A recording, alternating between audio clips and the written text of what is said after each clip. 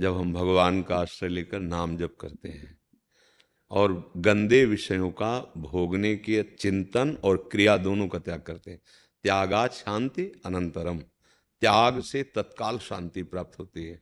और विशेष परम शांति तो श्रद्धावान लभते ज्ञानम तत्परा संयतेन्द्रिय ज्ञानम लब्ध्वा पराम शांति मचिरेणाधिगच्छति। जब आप श्रद्धावान हुए तो देखो साधु संग में आए, शास्त्र स्वाध्याय करेंगे, तो इससे आपको जो ज्ञान प्राप्त हो कि हमारी इंद्रियां जो अभी तक विषयों में सुख खोजती रहीं तो न शांति मिली और न सुख मिला। देखो आपकी तो परिपक्व अवस्था हो गई है, यौवन अवस्था के बाद ये जो जरा अवस्था की तरफ कदम बढ़ते हैं ना, इसका मतलब होता है आपने संसार को खूब अच्छी तरह से देखा और भोगा, लेकिन आज आपके अंदर प्रश्न आया शांति प्राप्त करने का। मतलब किसी भी क्रिया में आपको वो नहीं मिला जो आपको मिलना चाहिए था। ठीक है ना। तो श्रद्धावान लभते ज्ञानम, श्रद्धावान को ये ज्ञान प्राप्त हुआ कि अभी तक हमारा जीवन जितना सुख और शांति की खोज में गया वो अशांति और दुख ही मिला। पक्का। अब संयतेन्द्रिय, अब इंद्रियों को अपने काबू में कर लो। त्यागात् शांति अनंतरम, जब हम असत भोगों का त्याग कर देंगे और अपनी इंद्रियों को सत मार्ग में ज्ञान इंद्रियों को लगाएंगे। तीन का बहुत बड़ा योग है, आंखों का, कानों का और बोलने का। तीन जो हमारी चेष्टाएं होती इसी से भगवत चिंतन होता है।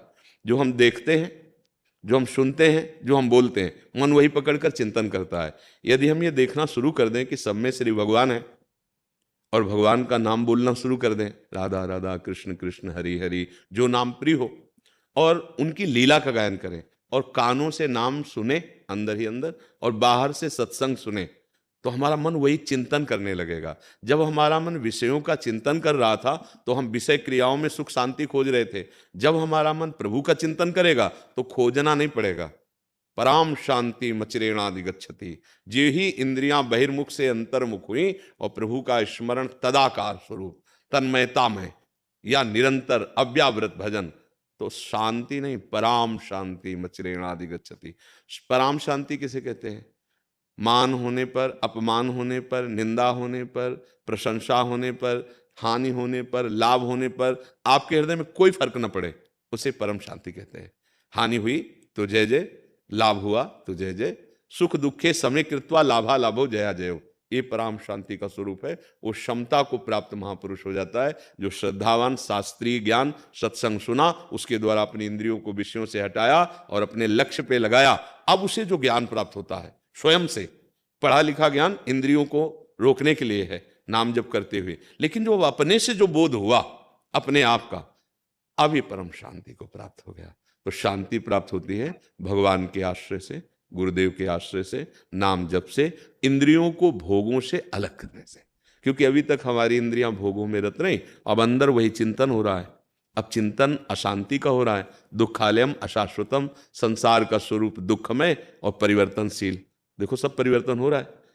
हमको कोई पता नहीं कि किस तारीख को जवानी आई थी, हमको कोई पता नहीं किस तारीख से बुढ़ापा आने, हमको कोई पता नहीं कि कब हमारी मृत्यु हो जाएगी। तो अशांति का विषय है ना। हाँ, अब हमको ये पता है कि हमारी कितनी श्वासें बची, नहीं पता है। अब जितनी श्वासें बची अब हम राधा राधा बोलकर व्यतीत करेंगे। अब हम गंदे आचरण नहीं करेंगे, अब हम भगवान के मार्ग में चलेंगे, तत्काल शांति प्राप्त होना प्रारंभ हो जाएगा। शांति की प्राप्ति भगवान के चरणों में है और अशांति की प्राप्ति संसार में है। दुख की प्राप्ति संसार में है, परम सुख की प्राप्ति भगवान में है। पर हमारी गति उल्टी हो गई, हम सुख और शांति की खोज संसार में करने लगे। इसलिए अब हम लौटें, जितनी श्वासें उतने से ही काम बन जाएगा। अगर हमारी आखिरी अभी श्वास हो और अभी राधा बोले, कृष्ण बोले, राम बोले, नारायण बोले, हरि बोले, तो अभी हमारा कल्याण हो जाएगा, अभी भगवत प्राप्ति हो जाएगी। इसलिए डरना तो है नहीं, चिंता करनी नहीं, पर अब हमारा एक भी श्वास का समय व्यर्थ ना जाए, ये हमें सावधानी रखनी, तो आपको शांति प्राप्त हो जाए।